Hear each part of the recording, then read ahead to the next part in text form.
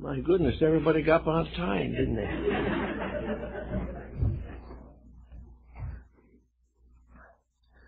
Well, it's a number of years ago, to be exact, about the time of the dropping of an atomic bomb at Hiroshima, the age of materialism came to an end. Many persons have put all their faith in the advancements of science. And we're not intending to depreciate the good things science has done. But science as a way of life took a pretty bad beating at that time. And the conditions have continued till now. And we are all more or less living in the shadow of an unknown danger. A danger that might hit and may never hit. We hope it never will, but it has changed the entire psychology of mankind. We are no longer able to find in materialism a solution to our own personal existence. I know a number of materialists took one view on the subject, which gave them great consolation. They said they were not going to survive, but the contributions they made to human progress would survive. Those who came after them would give them a kind of vicarious immortality. They would live in their works, they would live in the contributions they had made, and they would find their own fulfillment in building this future they might never live to see. Well, it was a certain kind of solace, and a great many thinkers accepted it. But now we have another difficulty. All these people working together for a future in which their labors will be recognized and useful are faced with the dilemma of what if there isn't any future? Supposing the individuals who have given their lives to learning have created a kind of learning which is going to die and take them with them. These learnings are not very optimistic, and the materialistic scientist is no longer very popular with himself. He's not too popular with his family, and has lost a lot of his station in world thinking. In other words, materialism as a solution to the purpose of human life has been undermined and has become something that is unendurable to thoughtful and kindly persons. Now, during this period also, we have had the theological answer. The theological answer has done something to suggest a survival. But what kind of a survival? What does theology really offer?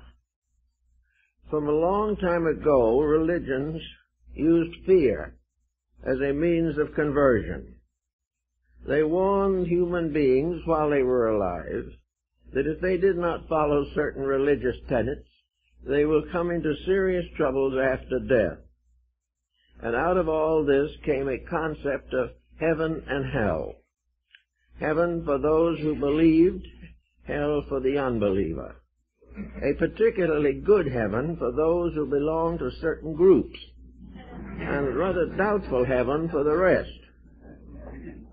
And the general optimism of the ancient religions, which were more or less happy beliefs, was seriously damaged, until very largely virtue was created or perpetuated mostly by fear, by anxiety, worry, and millions of persons went out of this life in a very unhappy state of morality. So gradually the advancements of modern living have undermined the concept of heaven and hell as it was advanced in theological teachings. It did not seem to be particularly practical, especially if the results and rewards were to be based upon the present state of morality. There are very few good enough to go to heaven according to the old way of thinking. and we are creating more and more crime and dissipation and immorality. We are suffering from more terrorism and religious conflict than we have known for a long time before. So this concept is also not entirely a happy one. Many, many young people today growing up do not want to be good because they fear hell. And they are perfectly aware of the fact they're not likely to be good enough to go to heaven. All this is very difficult, for the death rate continues, the birth rate continues. They come and go as they always have, but their ultimate state or condition is still difficult to define. Yet without some concept of a future existence, the individual's present life becomes comparatively meaningless. In the old days, when life was rather slower and people enjoyed themselves more, physical existence was accepted as a benefit. To modern man, many human beings at least, physical existence is a penalty. The individual must wander on through high taxes and unemployment and exorbitant prices, and until at last he has to pay a reasonably exorbitant price for a funeral. This all adds up to a great deal of strange disillusionment. And we have had, in the last 10 or 15 years, a large number of younger people who have broken away from practically every institution of the past. They are disillusioned because they do not see any straight pattern of life.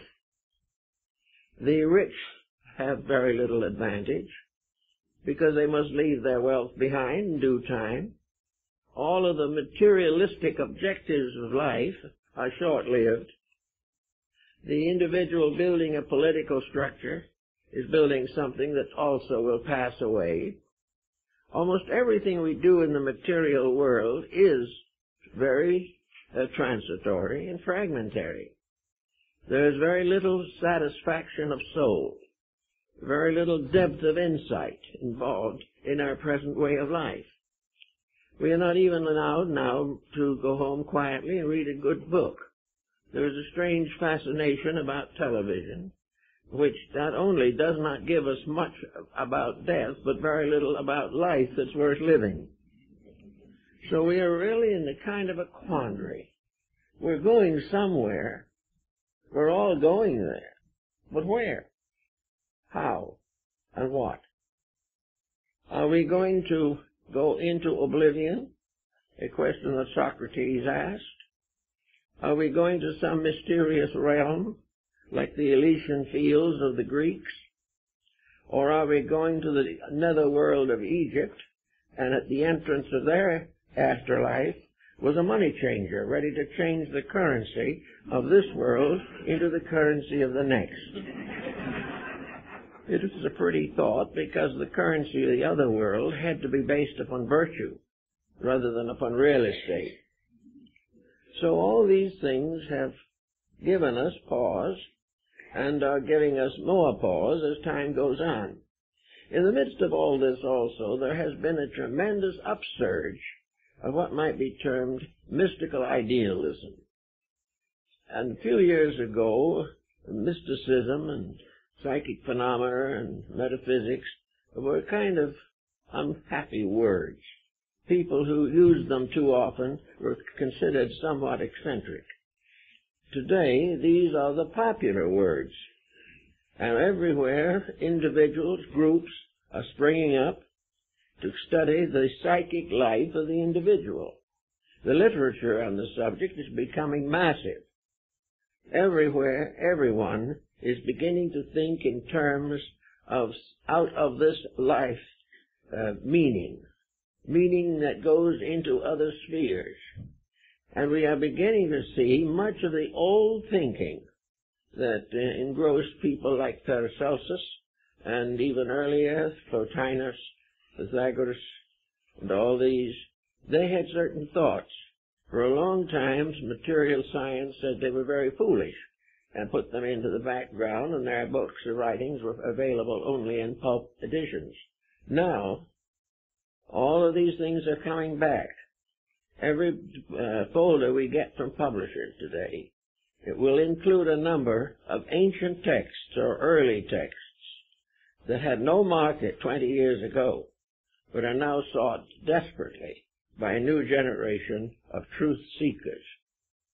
And so the whole surface of our materialism has more or less broken down. It was inevitable, but there was nothing there in the first place. It was held up by sophistication and dissipation and extravagance. And these are not very helpful as we approach transition into another life.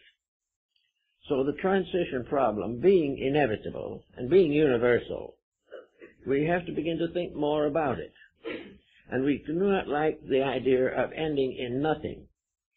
And we're not too pleasantly looking forward to the various decisions of the theological purgatories. So we begin to think of the only other alternative, and that is the doctrine of rebirth. Today, according to a publication I saw somewhere, I can't quote it, but it's in substance, nearly 10% of the people of this country now believe in reincarnation. There's probably more than that, because, of course, there is no way in which they're all going to stand up and be numbered. But the belief in rebirth is spreading very broadly through the world at the present time. It used to be but largely limited to the Eastern Hemisphere, where it had a considerable following. We may say, for instance, that even today, or maybe 100 years ago, there were at least 1 billion reincarnationists in Asia. But this has more or less been left vacant as far as the Western world is concerned.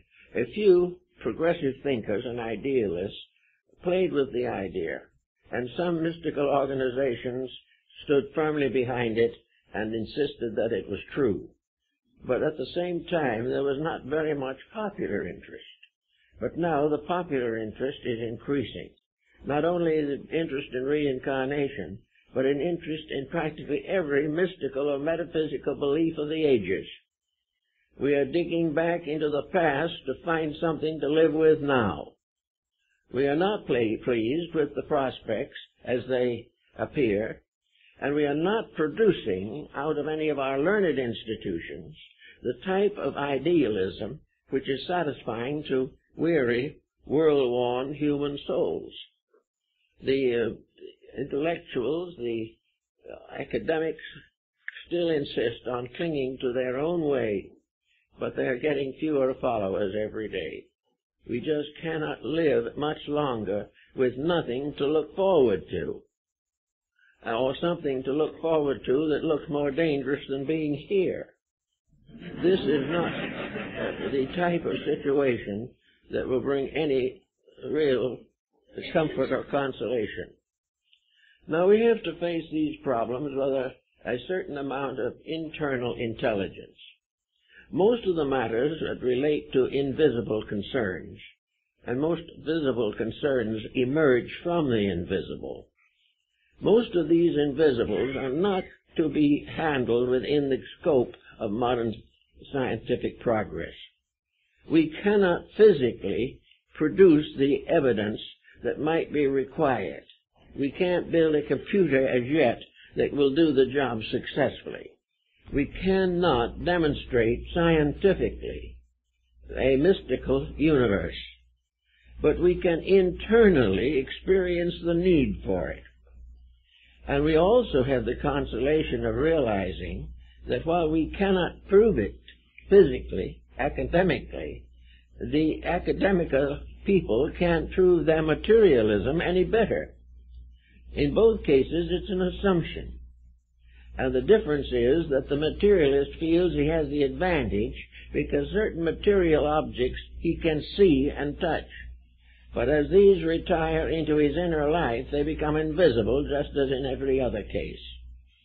So today, we are living in a world in which the belief in physical things is weakening. And the belief that there is something behind physical life, more important, is gaining strength. We also are falling into a whole group of social problems that are becoming an unbearable nuisance. These problems are involved in home life, in the rearing of children, in employment, health, all the different phases of life. And it becomes increasingly obvious that without some kind of a moral structure, we are not going to be able to handle crime, we are not going to be able to bring up children as useful citizens, or preserve the idealistic values of art and music and literature.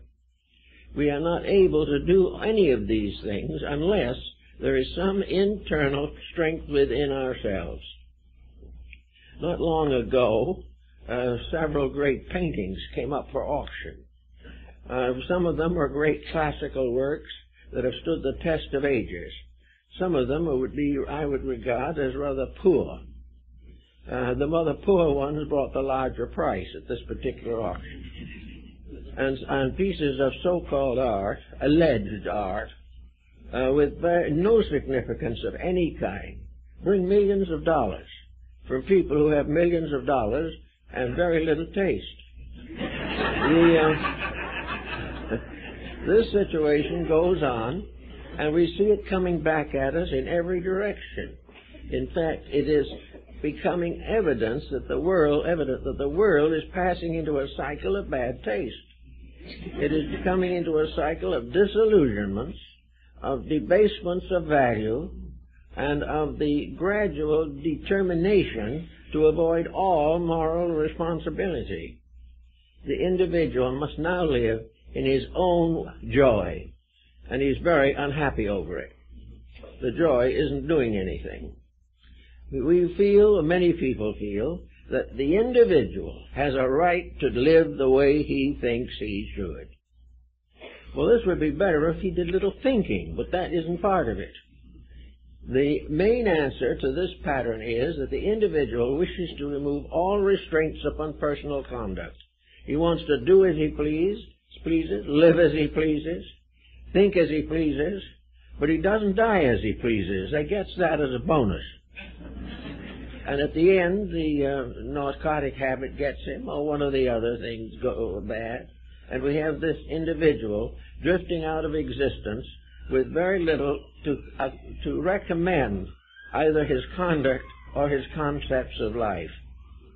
Now, all this is hitting people who are basically pretty fair thinkers, and they're not very happy about it. And in this interval, we find the solution that has been advanced by the ages as a true answer to a problem that has to be faced in some way, that reincarnation is probably the best answer that man has ever devised. Now we can say that man has devised it.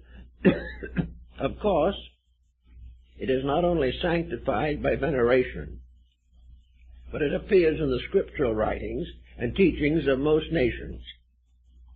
It is a very definite part of human knowledge, human conviction, human belief, and human hope. Therefore, today, we are turning in this direction, realizing that we actually are creatures in midstream. We are not good enough for a heaven worth being in. We are not bad enough to be retailed into some mysterious inferno. We are here to grow. We are here to improve. We are here to build better lives for ourselves and each other. There is a purpose of some kind, although a large number of persons have never discovered that. They're not sure, but they are sure that they're here. And they are sure that they're living in a very wonderful world, in spite of the efforts of the human being to deteriorate it and destroy it. We are here in the presence of a great universal plan that extends beyond the horizons, into the abstractions of space. We are here with all kinds of hopes and fears and ideals and convictions, and it is very necessary for us to make the most of these convictions. Thank you very much. We are here to do something to grow the world we want to live in. Now, we are testing out all kinds of solutions. We are hoping, some are hoping, that by superior armament we're going to make it. The trouble is, this is competitive, and nearly any form of armament that we can conceive can be also used against us. So the solution of war to any human problem is merely a negative evasion of responsibility. There is no hope of solution in such an attitude. Therefore, we begin to phase out the economic system. We're going to have to take greater care of the underprivileged. We're going to have to do more things to distribute and diversify the assets of the world. We look a little careful at this particular point of view, and we discover a world of shrinking resources. We are cutting down the timber, draining off the earth, and destroying most of the inhabitants of the world in which we live, both human and otherwise. We are struggling against resources which we have wasted and are continuing to waste because of lack of any moral or ethical conviction. And even many religions make no point of this. They make no point of wasting natural resources. Some realize it, but all private citizens experience it. We experience the need for economy. We experience the need for getting together, living together, and having a purposeful existence. And we come to another final conclusion, namely, that type of an existence might be the key to our after-death state. Reincarnation is based upon the fact that we are growing creatures in an evolving structure. We are living out day by day the plan of nature. And we are also facing, as Socrates also pointed out, we are facing the payment of sin every day. Now, sin does not mean evil. The word itself means shortcoming. And therefore, a sin of omission is the type which we mostly suffer from. We do not do that which is best or necessary, and by second best and third best selections, we fall into trouble and error and discomfort. Actually, according to the Oriental philosophers, who seem to be pretty good on this thought, we are here to grow, to fulfill, to perfect not only ourselves but our world, and produce a safe environment for each other that can endure as long as the mysteries of growth remain incomplete. We should be able to look forward to thousands of years of peace, thousands of years of growing integrities, in which we daily outgrow some small part of our smallness and emerge into some small part of our largeness that lies beyond. We are here for a purpose. We are here to get over our own mistakes. We are here to find that sin does not pay, also that crime is expensive. We are here to do things right. And it is obvious that we're not quite ready to make this jump into security which the world needs. But it's coming. And even today we notice in society a marked determination to put values into better relationships. We are beginning to recognize the importance of building friendship, comradeship, cooperation, and common affection for each other. We are moving gradually from a very competitive way of life, which is gradually destroying not only ourselves but the planet on which we live, and a cooperative way of life in which man and nature in cooperation can conserve resources, fulfill the needs of existence, and build a credit system for good deeds well done. This is all part of the problem that we face. And in order to have time enough to do some of these things, we have to struggle with the one life concept of existence. One life is a very short time in the great cycle of things. One life in each individual case is variously conditioned. The average person is not born into a completely fortunate environment. He may be rather well situated, but he may also be physically infirm. He may be in an environment in which there is little opportunity for growth. We cannot say for certain that each individual can be legislated into a state of grace. It's just not possible. But we are all here to grow. And in order to grow, each individual must gradually become a little better than his own past. He must gradually develop in himself those values which in the end will protect his place in space just as much as his present local environment.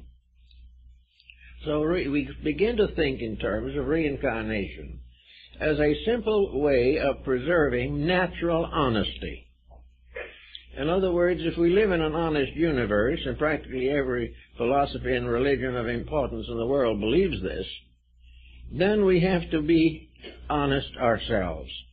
And we have to face the consequences of action. In the smaller way of life that we call a personal embodiment, from the cradle to the grave, we are constantly in the face of debt. We are constantly doing things for which there must be some type of a penalty. We are thoughtless, we are unkind, we are cruel, we are dishonorable, and the result is that there is a reaction that is not pleasant. Now, we always seem to blame this reaction upon someone else. We don't like to assume the fact that we have a system built into our own natures by which compensation is appropriate to the needs of occasion. We do not realize that we cannot be destroyed by someone else. We cannot be saved by someone else. The whole process of growth rests upon the development of the integrities by means of which we protect our own individual existence. This way of growth is not a difficult thing. It is apparently difficult when the individuals involved are isolated in the midst of a highly competitive system. But in fact and truth, cooperation is a comparatively simple thing. It is simply the individual doing what he probably instinctively would do if penalties did not prevent. We do not want war. We do not want crime or poverty. But we do not individually know how to control the processes by which these things are created or caused. They all start in ourselves somewhere. The entire system of human regeneration is locked within each individual himself. He is the cause of his own evil and the cause of his own good. He is the cause of his own difficulties, and he must be the cause of their solution. And he can be, because within himself is an equipment capable of meeting every emergency of human life.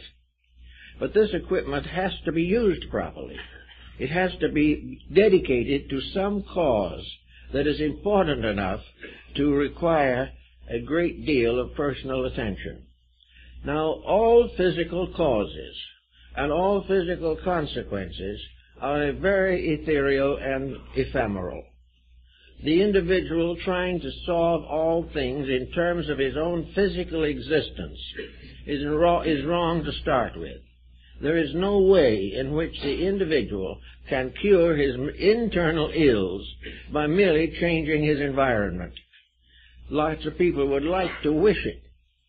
But if a person with a poor nature enters a good environment, he will not improve, but the environment will be damaged. Each person must solve his own problem.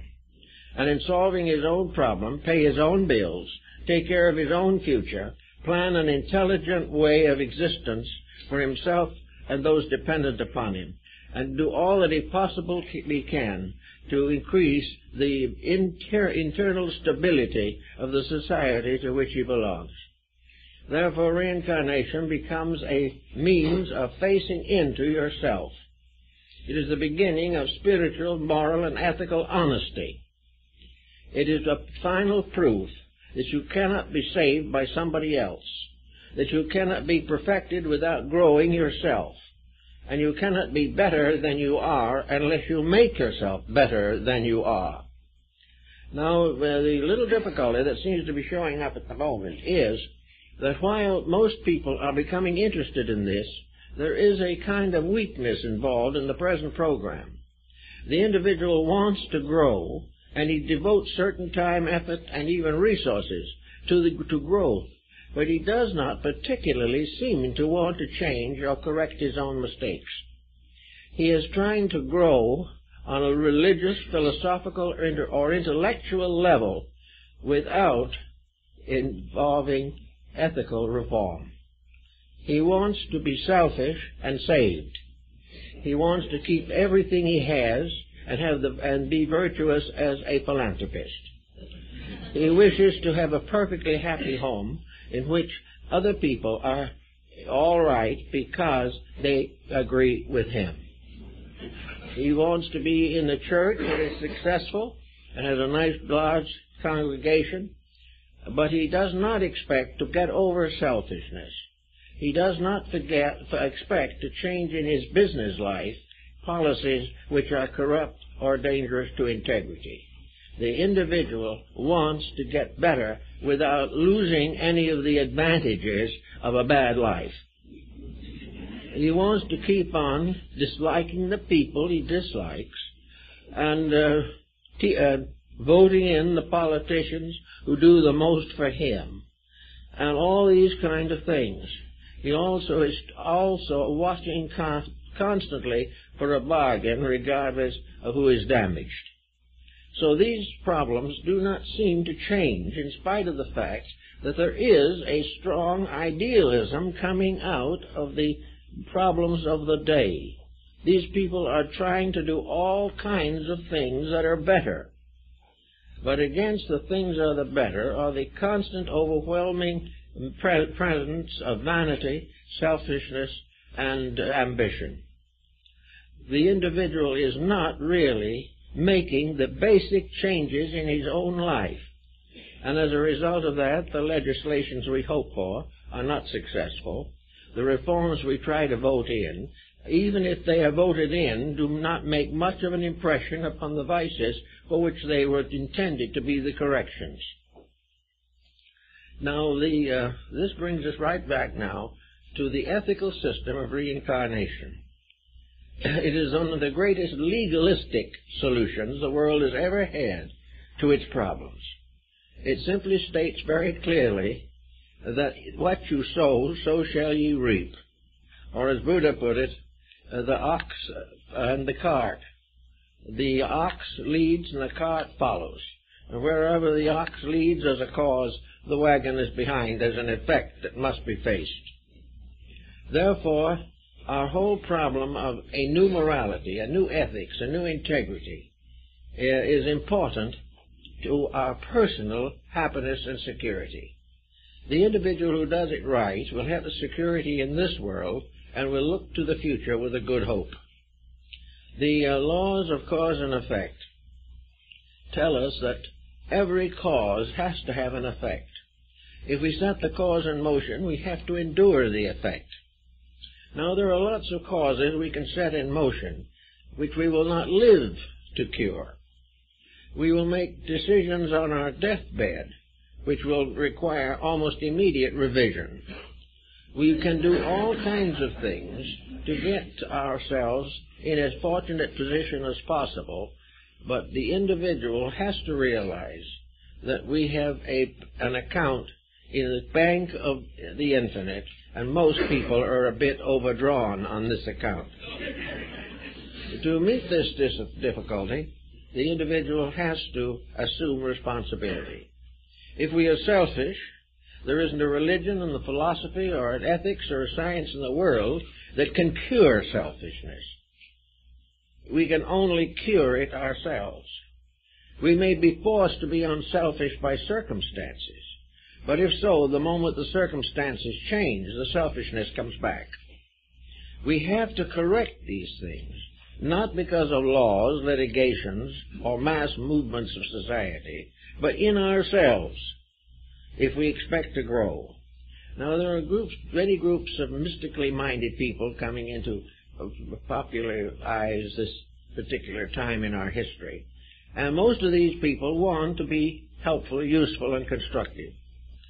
And also they wish to be part of a new way of life for us all, a way of life that must come, a new age that is on the way, a threshold at the moment, because of the fact that that which has gone before will not endure, and we know it. But the question is, in most cases, to stay as we are until we are on the very brink. And when we are tottering half over the edge, then we will begin to think in terms of repentance. But it won't work that way. The time we have to start to grow is the moment we realize we need to. And we need to grow the moment we realize the troubles we're in. That wherever there are broken homes and all kinds of neglected children, overdrawn expense accounts, all kinds of secret processes going on that are not right, all these things are deadly enemies of the security we seek. And we have to start by realizing that all the changes must begin with ourselves. Now, when we start working with ourselves, we need a good motive. That's been one of the great problems, because it's going to be a long time before complete selflessness can be expected. Up to then, we are going to have a sort of divided allegiance, a little in favor of ourselves, but also something in favor of the larger and more important cause.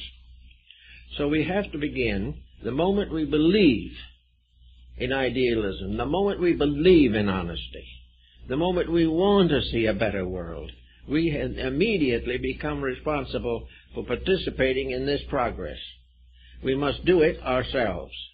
We do not do it by simply physically supporting organizations, and then the organization cannot serve us if it is only supported and not actually emulated in its principles. So here we are at various stages of age in this world with a great sense of responsibility. The human being inside himself, if you go far enough into him, we find great truths lurking there. The individual, regardless of his affirmations of materialism or idealism or anything else, the average individual does not believe in death. He does not believe in dissolution. He does not believe in eternal damnation. He does not believe that he can evade all the responsibilities of his own conduct. The truths of the matter are inside of us, and we know it. But these truths interfere with certain selfish projects of the moment, and these gain acceptance, and the truths remain quiet or quiescent. We don't do much about them. But we're coming now to the point where everyone is asking, how are we going to handle this situation? Nature and the universe has given us the way to handle it. And in fact, it is handling it for us, whether we like it or not. The universe is determined we're going to make the grade. We are going to succeed, even though we object to the bitter end. We're going to be happy sometime if we have to feel to be miserable to do it. Actually, the laws of nature are long range, and the law of cause and effect is an infinite law. It is everywhere, in space and in the human heart. The law of cause and effect is inevitable. The law of karma, consequence, is the law of cause and effect applied to the life of individuals. Karma means, as ye sow, so shall ye reap. And that which we do shall come back to us. And there is no possible way of avoiding the results of our own actions.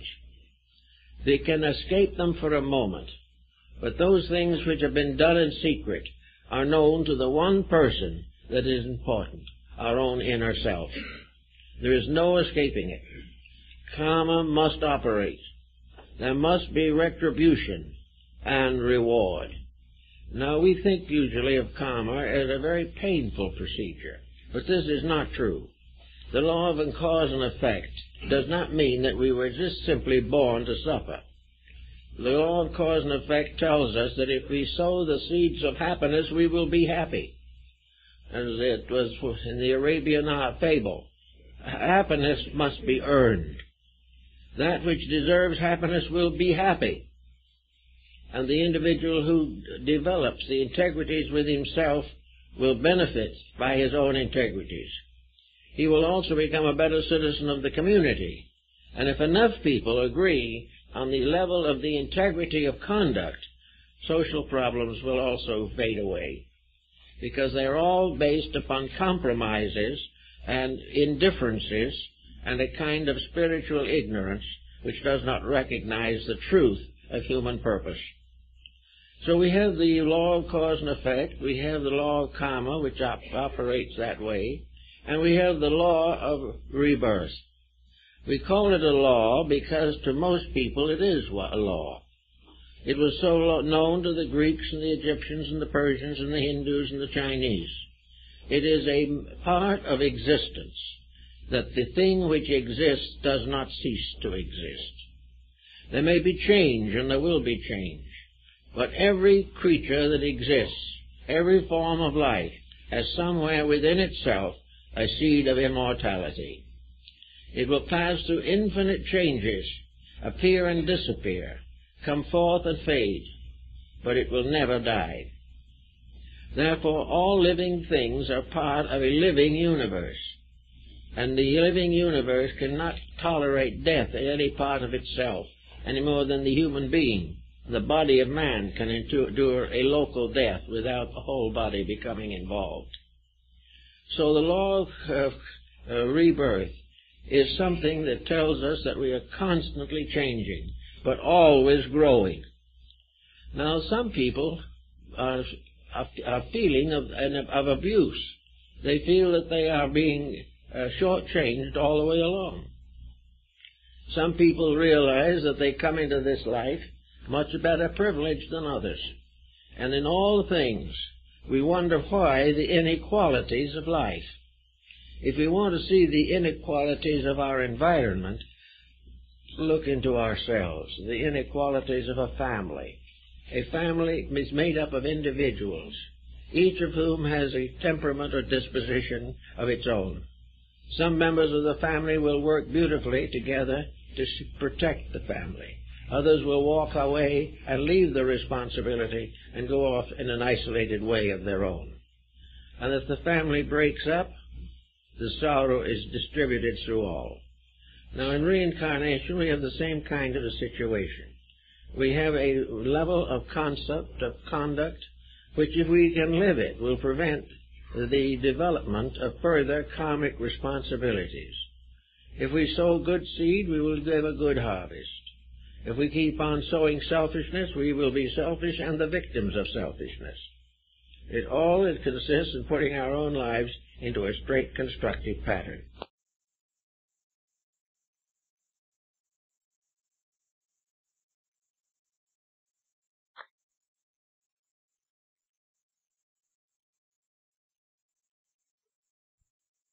To pay. We like to avoid paying bills if there's any possible way of doing it. And people are known to move away from a place, take a new name, and start a new business just to get away from a bill. In nature, there's no getting away. That is one of the peculiar factors of this subject.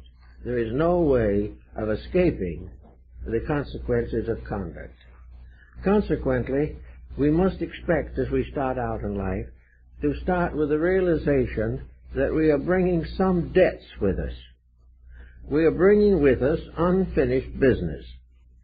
We are bringing with us the consequences of wrong action, wrong thought, wrong emotion. We are bringing in the imperfect parts of our nature with the hope that this focusing upon them will cause us to improve our ways. Every problem that is unsolved means that we have yet to learn something. If we have an unfortunate family situation, we have to learn something from it.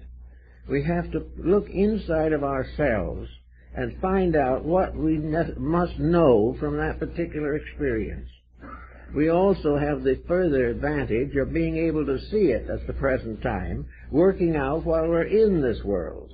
This is a kind of laboratory experiment in which we can see almost immediately when we've made a mistake. But even after we've made a mistake, we may not want to correct it. We may want to say, well, we'll brush it under the corner of the rug. We don't want to take any responsibility for it. We're going to walk out on it. Or we can walk out on the mistake, but it's in karma, and we'll never walk out of that. The mistake that we don't solve becomes part of unfinished business that we carry into the future. No, there is nothing that we carry into the future that is fatal. There is nothing that can't be solved. And most persons, average individuals, who make mistakes do not make very big mistakes because they do not have opportunities or the probabilities of impulses that are very big. Most of the mistakes are commonplace, more or less within the range of our present understanding. But we have to face them. If we have a broken home, we have to learn somewhere, sometime, what broke it. We have to get over our own responsibility in the matter. Now, if it so well happen that it isn't our problem, perhaps we are not the one to blame. But if we are truly not the one to blame, then we don't carry the karma forward. The incident becomes the basis of a new strength immediately. An individual bigger than his problem, more gracious and forgiving than his adversary, has already built a good karmic solution to a difficult problem. But reincarnation is the problem of adjustment, solution, taking care of previous mistakes, and establishing the foundations of future happiness. The good we do also lives after us. The good we do also lives after the inner life of ourselves. If we have made a contribution to human society, and we are lovingly remembered by the world, it is very likely that when we face this problem karmically, we will discover that we have earned a very good asset in our re-embodiment cycle. When something awfully nice happens to us, or we are very successful in the presence of a great emergency, it is because we have earned it. It is because it is our proper and just due. But unfortunately, the average person who has such a fortunate happening doesn't recognize his own earning of it. He probably accepts the fact that he is entitled to it. We all do that. No one was ever able to completely alienate the thought that we get what we deserve. But when we get what we deserve and it is good, it is our benefit. If we get what we deserve and it's bad, it's somebody else's fault. We just have this way of looking at things. But if we look around, we'll see that in our daily lives, there are good things and things that we haven't handled too well. In our karma, looking at it from a cycle of rebirth, there are all kinds of incidents, principles involved. The incident itself is not the main thing.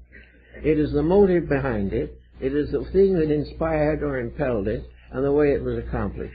If these were right, then we don't have any bad karma from it. Without the right integration ourselves, however, we continue to suffer from the mistakes that we have made. Now, fortunately for a great many people, in the production of reincarnation, this law operating, we have been given a certain protection against the flooding in of karma. We are protected against being faced by more than we can bear or carry at any one time. We are only expected to meet those problems which we can handle at that time. Problems being entirely beyond our handling are also beyond our comprehension at that time. They will come in due course, but they're not a problem of the moment. But because we have the power to handle these things and to do what we want to with them, we find a certain interesting circumstance arise in connection with religion.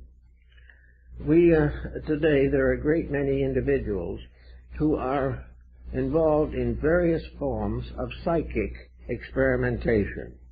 They are using whatever means they have or can to try to sound the depths of their own subconscious, unconscious, or mystical parts of their natures. They are seeking to find some kind of a superpower, some kind of a super realization, that will lift them out of the present doldrums in which they find themselves. They are looking for a solution on a religious level. And to do this, they begin experimenting with psychic disciplines, yoga, Vedanta, all this type of thing, or mediumistic procedures, or other types of psychic experience. And these problems can be difficult. Now, there's no question in the world that there is a wide band of genuine psychic phenomena. But there is also another type, which is something we all have to watch for and be very careful of. The development of a super faculty, something that we have never had before, the legitimate growth of it, is a problem in karma. The individual who deserves an extension of consciousness will have it. An individual who tries to get it without deserving it has a problem on their hands. And this problem is showing up all through society at the present moment. The individuals staying as they are in all else the individual is now trying to develop extrasensory perceptions in a compound personality in which the merits are not sufficient. There is, therefore, always the danger of delusion. An individual who believes that he can have something he hasn't earned is subject to this problem, and the individual who believes that he already has something that he hasn't earned must be very careful or he can get into serious trouble. The point of psychic phenomena is that it must come through a proper channel. It must come through the only channel that is truly correct, and that's our own. It must come through because of the walls or barriers between the material and the ideal have been slowly removed. The release from the internal of the individual can be and is probably the greatest of all mystical experiences. It is something that is not created by any outside factor whatsoever, but is created by the merit of the person, the dedication of the individual, and by a certain sacrifice of superficials to the protection of that which is real. Therefore, everyone looking for psychical development or mystical development or things of that nature should also be ever watchful to correct them any weaknesses or failings within themselves which would detract from their rightness, that would give them the privilege of being better people. Therefore, always, if you develop some form of mystical contact, or have come to some serious or deep belief in such mystical beings or things, also take a very careful look to make sure that you are really entitled to it, that you have earned a greater degree of consciousness than you have at the moment. If you can honestly know that you've deserved it, because at the moment you are better in every part of your nature than you were years ago, that you understand more, that you're more tolerant, more understanding, more sympathetic, with more love and charity in your nature, then these changes in psychic balance can be understood. But if the person just simply decides that they're going to become a psychic, and then goes through various exercises which can produce psychic phenomena, then there is a danger of self-deceit. There is a danger that what is coming through is not what they're seeking, but what they deserve.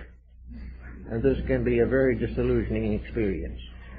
We've had many down through the years who've gone through some of these experiences, and one of the most common ones is a kind of psychism in which something very beautiful, something very wonderful, some wonderful message, some supernatural situation arises, and the person who has it is completely entranced by it, feels that they have achieved everything, and are just full of this wonderful experience. If this is not, however, properly earned, the individual will gradually notice something.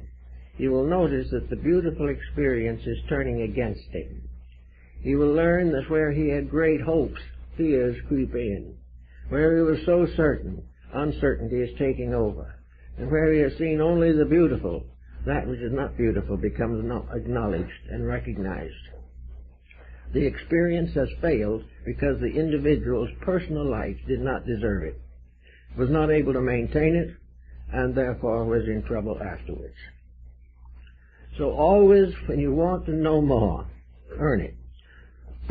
Now, it may happen that due to karma, you are not going to find that all the doors open easily.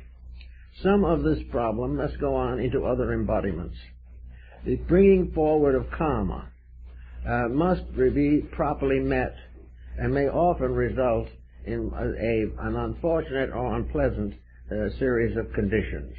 The individual can look back on a life which has been unusually severe in unfortunate occurrences. And when looking back in this way, he's very apt to pity himself. He is very apt to be sorry that his own life has been damaged in this way. But the moment a person can look back over the doings of a lifetime, or most of the lifetime, and find that things have been always a little difficult, or always a little unrewarding, then the question should arise in the mind immediately, why? And if we ask that question honestly, it is not just answered by the fact that other people have been unfair. It is actually answered by the fact that we have been unable to face circumstances correctly. And our great difficulties have been that we are suffering from our lack of ability to handle a comparatively normal situation, if we knew how to handle it. We also know that there are situations that are natural and inevitable that are not pleasant. We have to face them. But we also have to face them with a strength within ourselves which is great enough to lift us above the problem and help to find a solution. In the law of karma, no individual has to pay the same bill twice. If he pays it in the first place, he's through. If he doesn't pay it in the first place and pushes it off, it comes back even onto the 6th or 7th life into the future. We never get over it till we solve it. Now, this is nature's way for a kindly, loving, divine principle to make sure all the children receive the proper discipline. A family without discipline is in trouble. A world without discipline is in danger. And the undisciplined condition of our present society is a very strong warning that something must be done.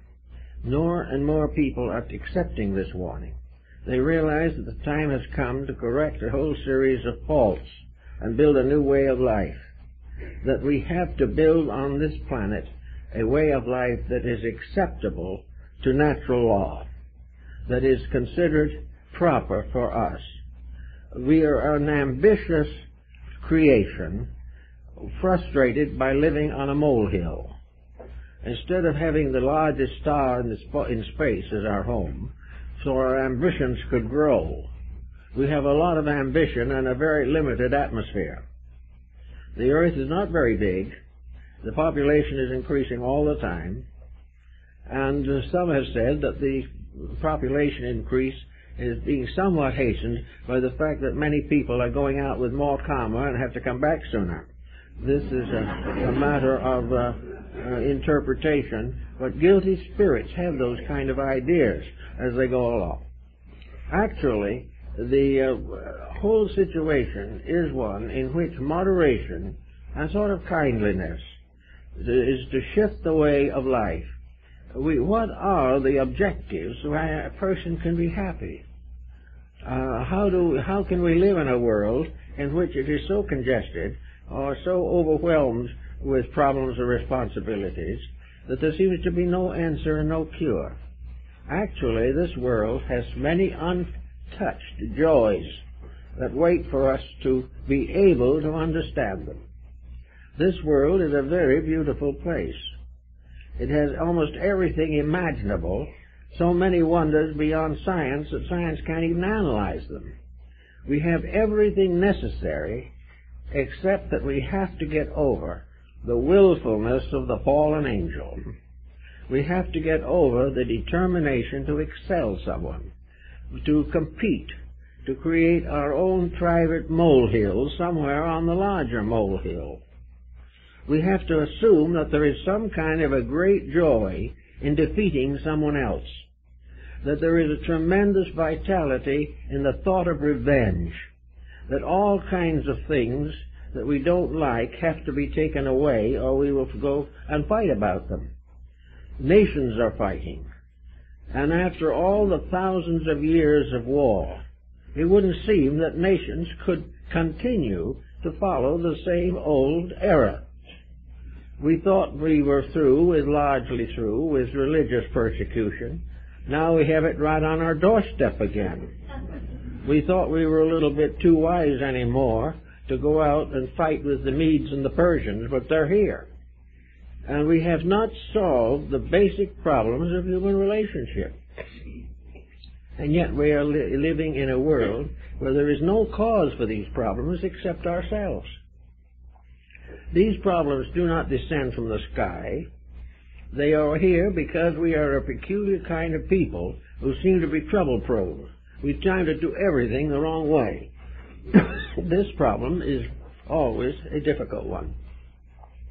But the problem is also that this world would be something we could pass on to our children and their children as a glorious gift, something in which all dreams and hopes and aspirations within reason could be fulfilled, and where those that are too high to be fulfilled here can be reached by the stars and the ladders that lead to the sky. We are here capable of all good. Why are we not all happy then?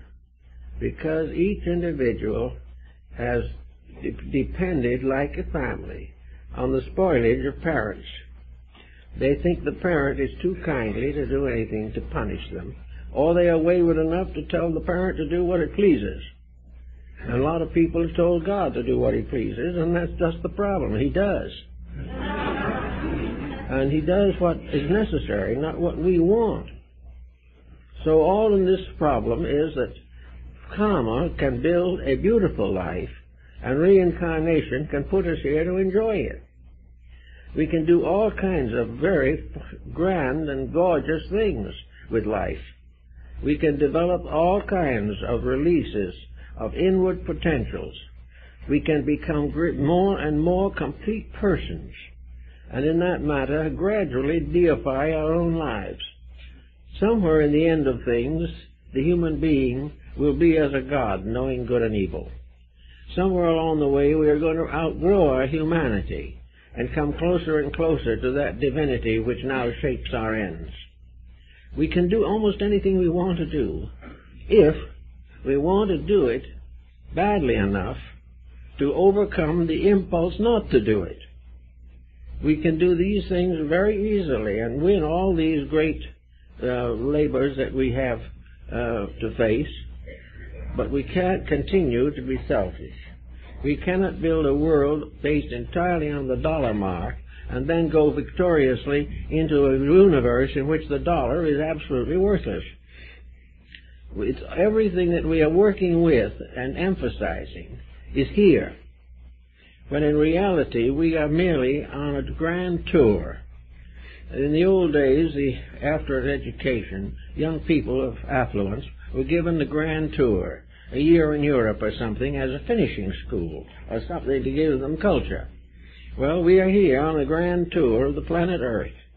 We're here to learn something, to understand. We learn to see the divine plan in things. We understand the wonders of nature, the wonders of beauty. We learn to appreciate music. All these kind of things are available to us, and we just settle back and remain miserable because we don't really try. Religion has tried to do it, but religion wasn't as strong as human selfishness.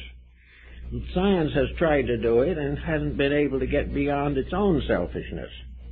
Modern philosophy is, for the most part, a dead loss. It has done very, very little to solve any of the problems of the day. Therefore, the person comes back to himself. Beginning at any given moment, the individual can start the disciplines which were concealed and covered in the ancient legendary by the rites of initiation and rituals of entry into the various secret orders. All of the schools, for example, that were important in Athens were ruled over by scholars. A single scholar usually had a dozen or 20 disciples, and that constituted a school.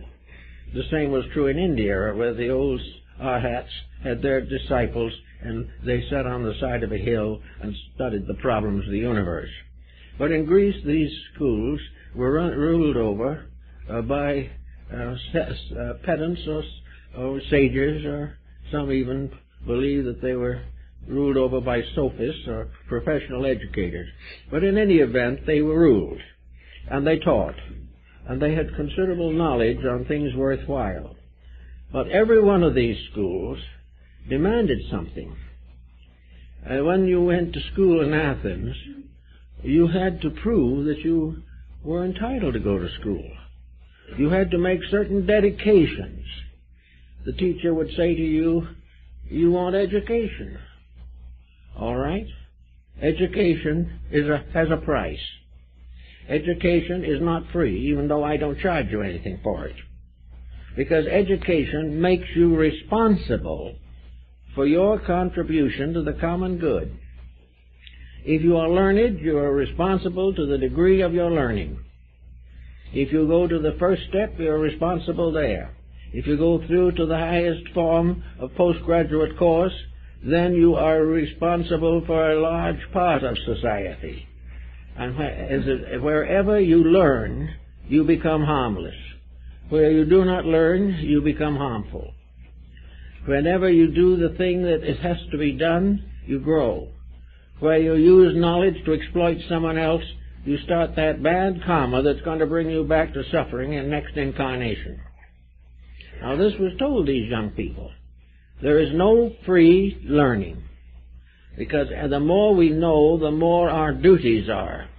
For it is the duty of every living thing to do that which it knows to be right.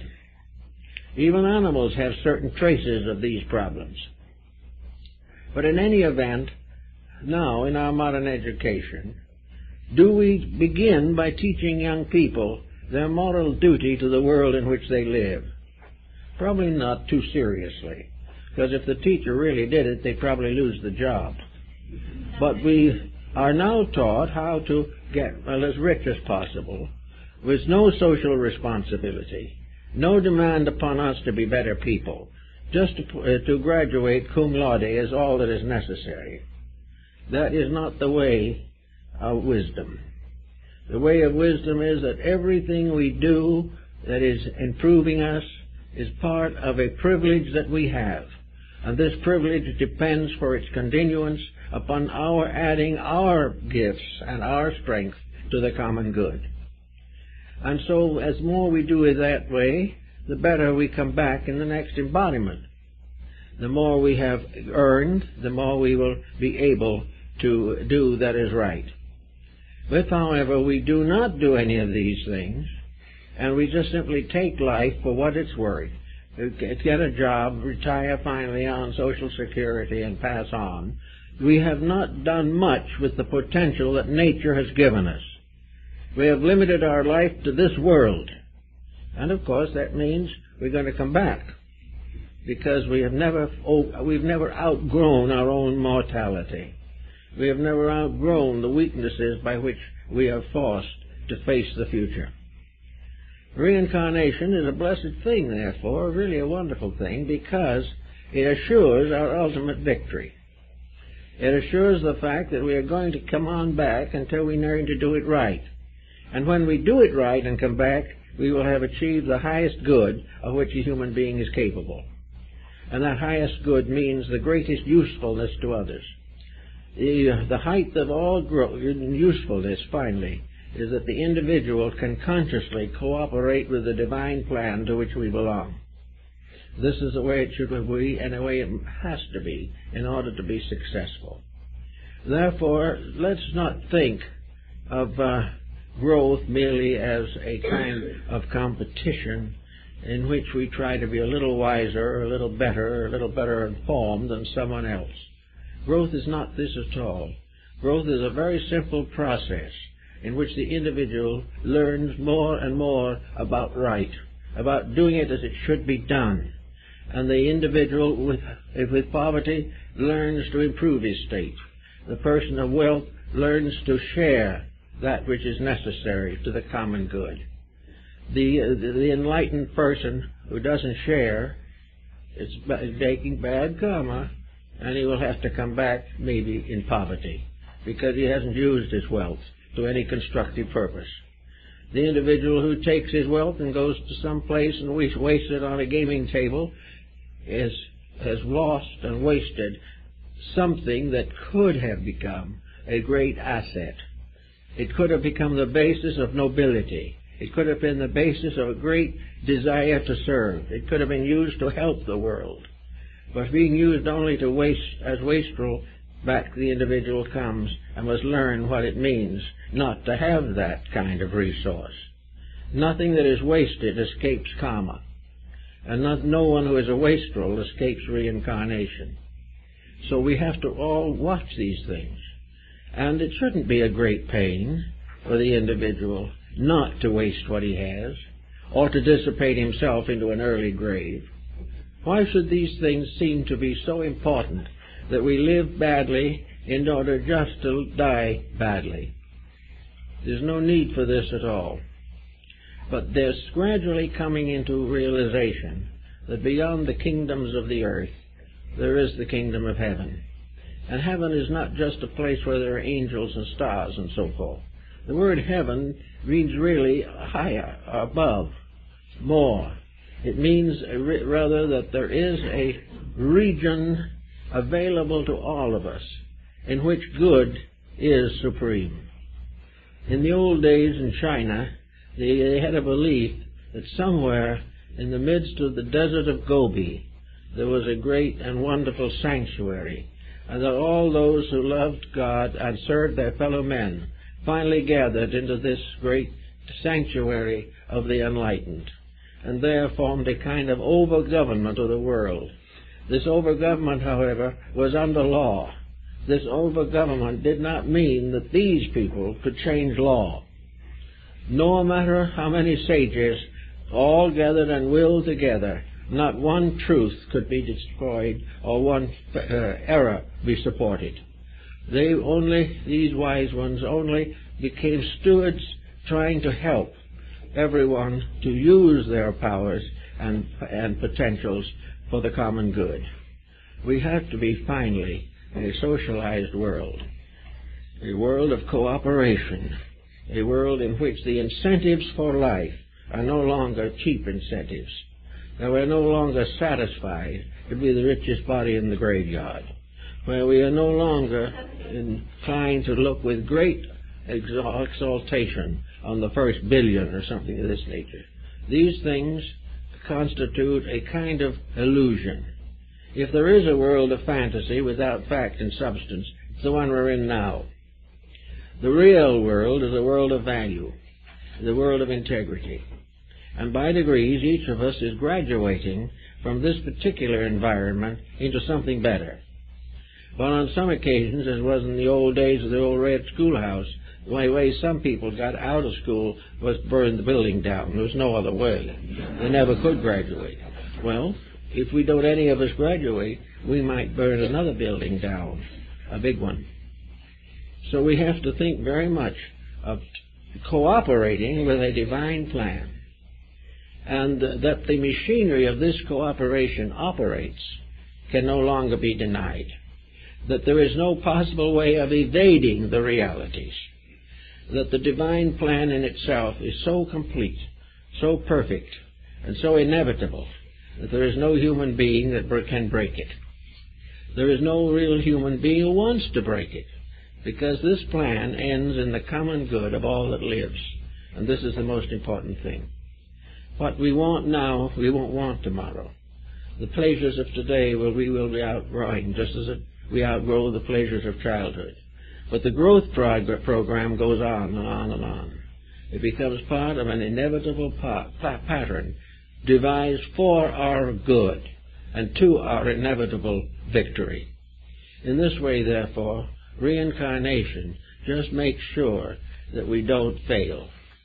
it might look as though we failed. If in one life we went out in delirium tremens or something of that nature, it would look like a failure. But in the law of reincarnation, it is an incident. It is a mistake that must be paid for, but it does not mean that the individual has failed, or that he goes down to the earth to become nothing, or that he goes somewhere to rot in some purgatory. It is all part of growth. And no matter how much punishment we deserve, we will meet it, go on, and grow.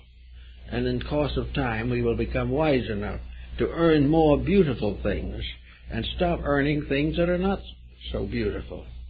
We will begin to store up our treasures where the mold and evil will not take them.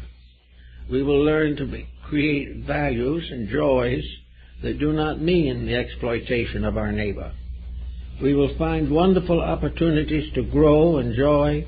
We will find the universe is not just a heavy school. The universe is full of fun. It is full of wonderful and happy and pleasant things to do together. But in order to do that, each individual must become a more or less enlightened person. And this is what is going on year by year, age by age, life by life.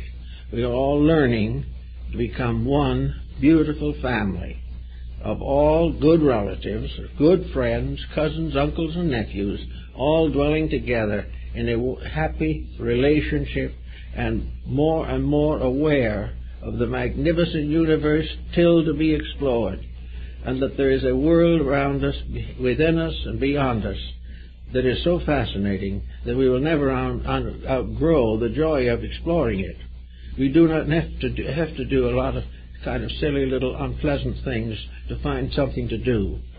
The universe is full of things to do, and among the things to do will be to keep this plan which goes on forever and which brings ages after ages into focus and is forever graduating life into nobler spheres and vistas. It's all a very beautiful thing, and when that happens we will come back rather pleasant and happy into a world that is happy and pleasant. The pains of birth and the pains of death will be no more. We will live in a life of adjustment which improves in health, which takes care of our problems, which assures our fact that we can all earn an honest living, and in earning it rejoice with all others who do the same. We could be a beautiful, happy, united world. And we will be if it takes 500 more incarnations to get there. We're going to get there, and it's going to be more and more easy, because with each little step of increased insight or in understanding, the final good is closer. The mere fact that in this present generation more people are beginning to realize this is a sign that the old reincarnation law is bearing fruit. People suffer long enough, decide to get over it.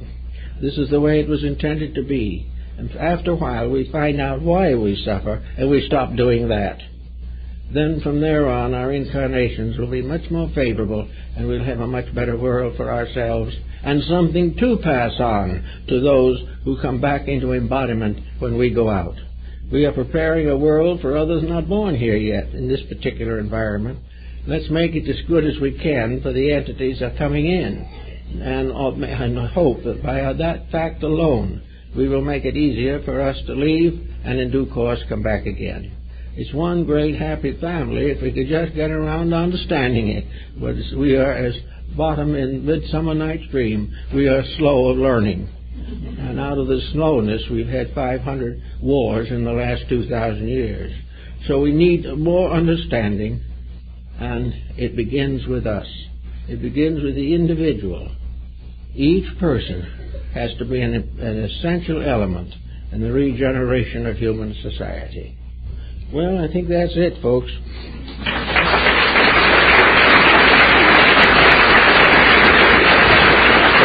I have an announcement. Next Sunday, a very nice Mr. Bushnell is coming here with a choir of 30 people on Sunday morning to give you a concert on joy and understanding and good music.